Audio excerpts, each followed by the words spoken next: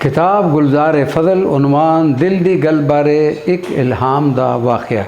टुरिया अज शौक मिलन दे शाह कल्यामी ताईं रस्ते विच करां दलीलां समझ गया सब साईं। ओ दलील ते ऐसी यारो आसी आख सुनावे, बैत होने थी बाद न नागा ए दिले विच आवे।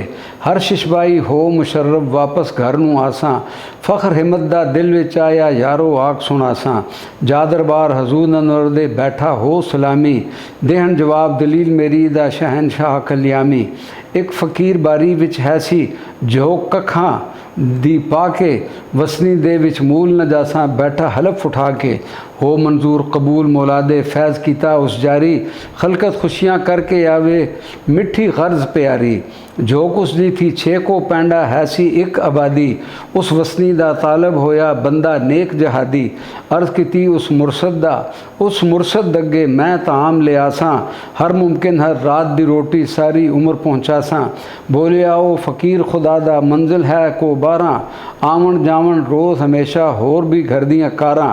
ओ तालब हथ जोड़ खलोता है इमदाद तो साड़ी, पिया पहुँचासा इंशा अल्लाह पक्की ख्वाहिश साड़ी। कर मंजूर फ़कीर साहब ए कारज जुम्मे कर दे, 12 बरस 12 को मंजर रोज़ की उस बरदे। नाल यकीन ते साफ नीयत संग रोटी उस पहुँचाई, ए दलील जो हिम्मत वाली दिल उस दे विच आई। बहुत हिम्मत है तन मेरे विच इतनी मंजिल करके, इतनी मुद्दत आम पुचाया हर एक राती खड़के। सारा दिन फिर कारण अपनी नू करके रोटी खावे, 12 को कर मंजिल राती मुड़ अपने घर आवे। फ़ख्र आया उस तालब ताई पीर नू गैरत आई, कशिश अपनी उस वापस कीती आ गई बेपरवाही।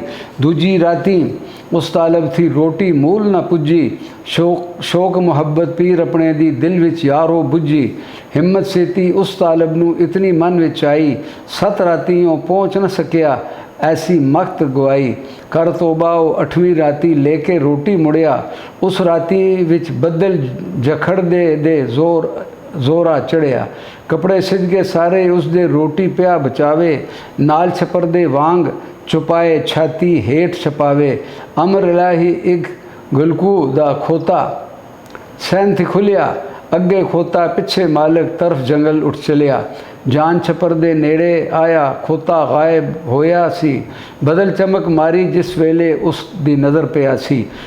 खोता रंग सफ़ेद दसी उसदा डिठा नाल छपर दे, शायद कख जुगी दे खावे 4 पाए जीवें चरदे।